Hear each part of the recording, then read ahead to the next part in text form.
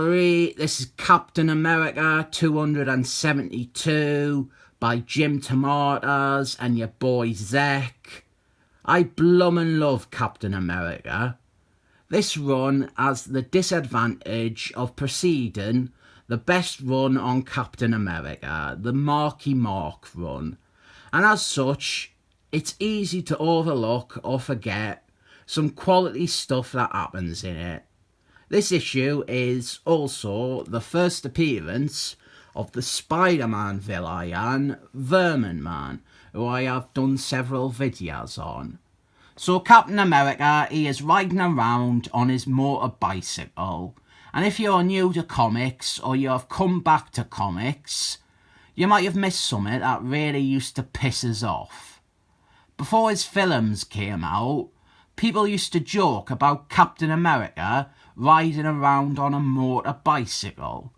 They used to meme it and shit, and they'd be like, "Oh, Captain America, what's he doing riding a motor bicycle? He is such a lame wad."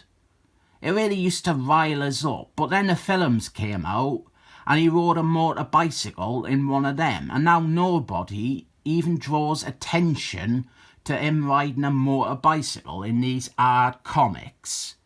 So Captain America, he is alerted to a crashed taxi, and he discovers the taxi driver, maybe played by Robert De Niro, he is dead. He has had his throat slit open. I wonder which future minor Spider-Man villain has done it. Then afterwards, Stephen Rogers, he goes to visit Falcon Man, whose cousin is in hospital after getting shot by street gangs. And he gets to meet Falcon Man's friends and family. And I tell you what, there's so many black people in this scene. It's like this comic is a crossover between Captain America and Desmond's. Falcon Man, he is furious and he wants to go and get revenge on all the evil lowlife punks who have shot his cousin. And Captain America goes after him to try and calm him down, and he's on his motor bicycle again. And here is the debut of Vermin Man. He watches from the shadows. It's not caught in any of the other videos, but Vermin Man, he also has like a psychic connection to rats and bats and stuff like that. DeMatteis, he also set up a storyline with Falcon Man, which never got going.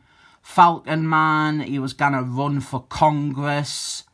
His Wikipedia page doesn't even mention that, but his Wikipedia page is truly abysmal. It doesn't mention a single story from this run, or from Marky Mark's run, or almost anything from the 90s. Yet the section about him being Captain America is 5 times as long as the 3 paragraphs about when he was Falcon Man. So he ends up confronting this gang, and this is actually a fairly mature scene. This comic came out in 1982, and you could easily mistake the scene for something that came like in the late 80s. As Falcon Man tackles that gang, we also have Captain America still on his motor bicycle, and he gets attacked by Vermin Man. These two plots do feel a bit disconnected. I'll also say some of the metaphors linking them are far too blatant. I didn't point it out, but Falcon Man, he's like talking about how the gang kids are like animals and how the streets are like a jungle. And that obviously all parallels with Vermin Man. Vermin Man, he has amassed a little battalion of rats, or Ratalion if you prefer. And we get a nice prolonged fight with Captain America. Vermin Man obviously graduated to the Spider-Man books, but he does also work quite well as a Captain America baddie. His whole origin is linked to 2 of Captain America's major enemies. He was transformed by Baron Zero and Toby Jones. And after this, Vermin Man, he is in another Captain America story, a 4 or 5-parter later in this run. And then there is a Spider-Man team-up with Spider-Man and Captain America, where it is as much as Captain America handing Vermin Man over to the Spider-Man books. Then we get stuff like Spider-Man's Last Hunt, The Within Child. In the early 90s, there was another Spider-Man story that had Vermin Man cross paths with Baron Zero again.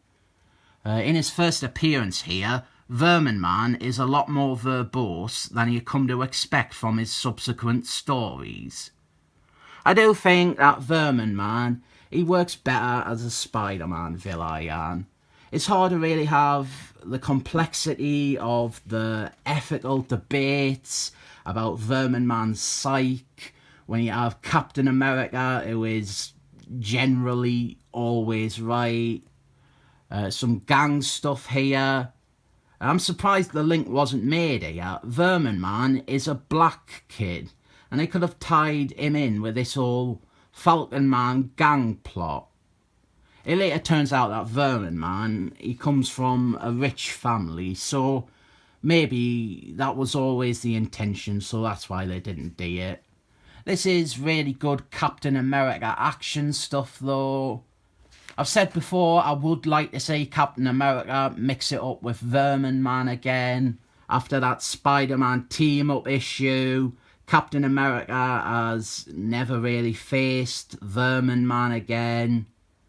Also, Vermin Man, he ends up being reduced to just being a background villain in a lot of bad stories by Michael Bryan Benson and people like that. Even some writers that I like Fabio Nicieza the writer, not to be confused with Fabio Nicieza, the Twitter user. There was a Thunderball story with Baron Zero. It was actually Fabio Nicieza's final Thunderball story. They had like a big fuck-off army of villains, like 30 or 40 different villains. And they were like the big Thunderballs team to end the run on. Baron Zero, he led them, and Vermin Man, he was on that team, and they completely missed the beat to spotlight Vermin Man having a storied history with Baron Zero. It would have been a great chance to contrast how much Baron Zero has evolved as a character, or even how little he has truly evolved as a person. Sorry to everyone watching. I'm getting close to fan fiction territory again, and I didn't approve of that. The story finishes with Falcon Man resolving to run for Congress to help keep kids off the street or something. It doesn't matter because he fails to ever follow through on this. This is a pretty good episode of Captain America, definitely worth a read.